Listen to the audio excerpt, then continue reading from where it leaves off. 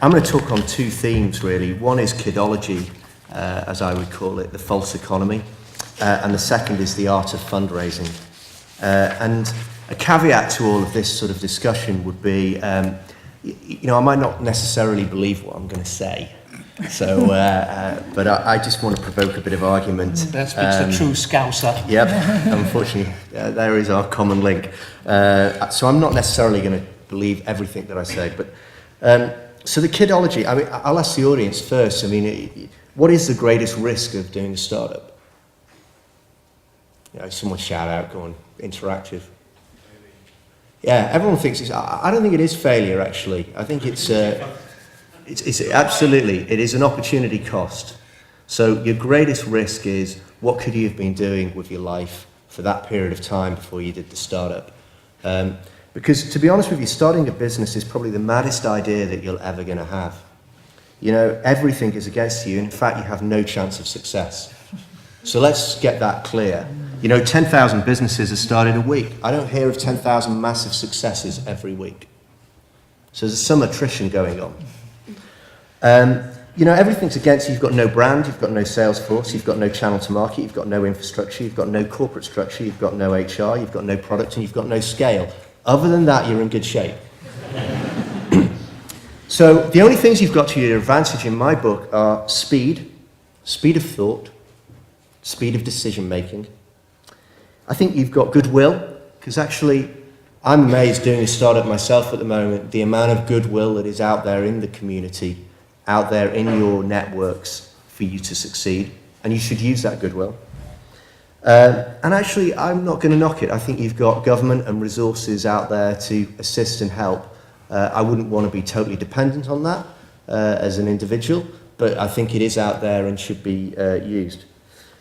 So I think when it's kidology and it's an opportunity cost for all of you individuals who could be doing something else, the first thing I'd ask you to really look at is the team. And my experience of doing 14 years of this is actually nearly every success story has an incredible sort of leader to it. And actually the leaders are nearly demented. They're nearly off the radar in terms of, they're absolutely mad with self-belief. Self-belief to succeed, real vision, recognition of their weaknesses, although they'll tell you they've got none. But actually, internally, they do know they've got weaknesses and they fill the gaps. The real good leaders that can buy, sell, and influence people. And actually, I would look at the team that you're with, or if you're on your own, you as an individual, can you achieve those buying, selling skills and influencing people to help you succeed? And actually, I think they are an absolute master of their own domain and jack of everything else. So jack of all trades and everything else. So you've got to have that in the team, and that's a key resource for me. And whenever, it's the first thing you look at when you're looking at a business, is this team going to succeed? And there's lots of stories, but the one I liked is a friend of mine and someone I've invested with called Stan Boland, who came out of the predecessor of ARM, I should say. He did Element 14, which he sold to Broadcom. Element 14 is a local Cambridge business, and he's now running Icera, which is a massive capital-intensive project. Stan is famed for being quite a madman, actually, in terms of his customer-centric view on life. He missed a plane once for an important customer meeting in Belgium. He just got in his car, he rang the guy whilst he was driving, said, "I've missed the plane, I'll be there in a couple of hours later than I thought, is that okay with you?" He drove all the way to Belgium from the UK, getting the ferry, got there and got into doing the deal. Most people, I think the ordinary person would say that is going a bit too far. I don't know many people who do that. I wouldn't do that personally. I'd say, can we rearrange it? Not Stan, straight through. And actually, John Hodson, who was the CEO at CSR, he was a hired founder in many ways, but I'd almost call him a founder. He just spent all his... If you ask John what his life was, well, I would honestly say out of 52 weeks of the year, 26 of them were just sheer travelling, if not more. And actually, probably literally is miles that he covered, because he just used to go from Asia to the US to the UK on a 3-week rota. So he had zero life. I mean, zero life.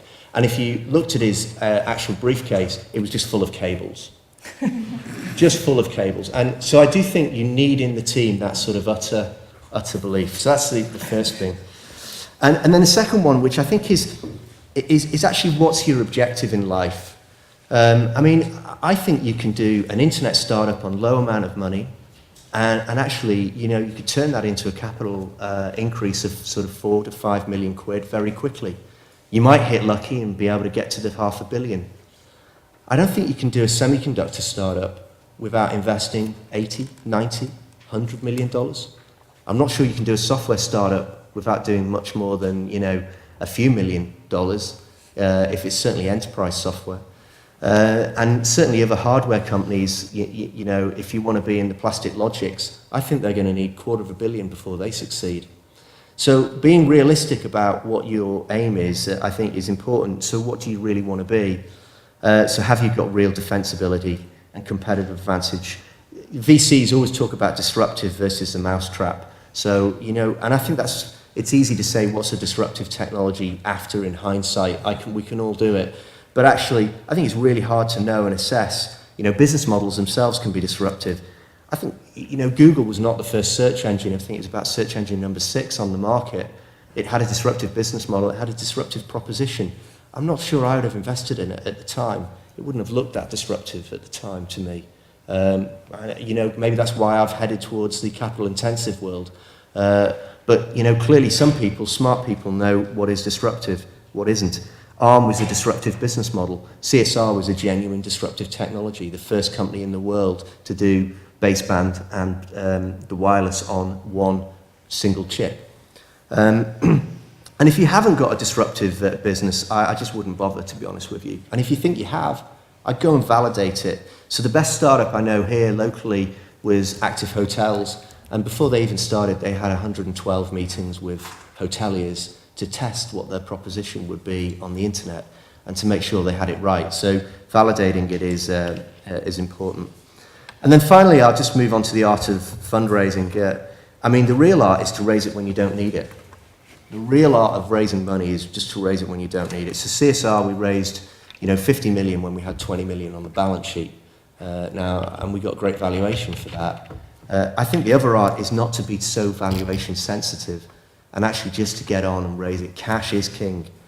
And to give you an example, just have a look at what's been going on in the fundraising environment. So in 2000, actually in 1990s, the average fundraising by the PE industry was about 25 billion dollars.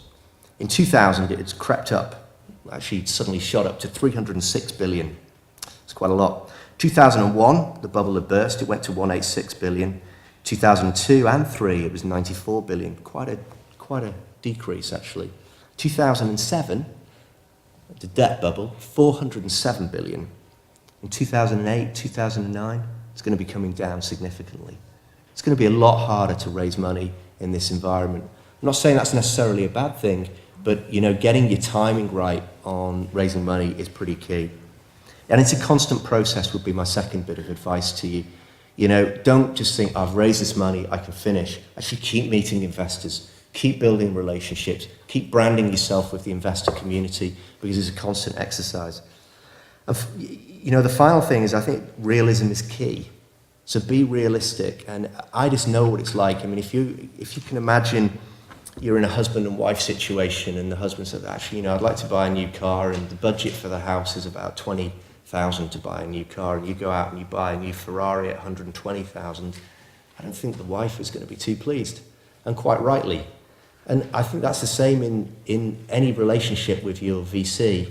You know, if you go out and you say, actually, we're going to take 5 million on board, and you know, we should achieve these milestones with that 5 million, and it looks like you need another 20 million by the end of it, that's a real problem. So the realism of the proposition between yourself and the investors is pretty key. And I'd say on fundraising, if you can do a soft start, I would really look at it. I think Cambridge has been great at mixing consultancy models with product development, and we've seen that time and time again. You know, CSR got a soft start in terms of some of the sales, the early revenue, where it got that Trigenics, one of my investments, which sold eventually to Qualcomm. You know, Steve Ive started out with consultancy work to 3 and actually built a consultancy business up to about £3 million. And, you know, it's obviously a benefit in terms of the soft side. You get early customer traction. You just got to make sure the work you're doing is not disrupting your product development. But I think there are ways of doing that.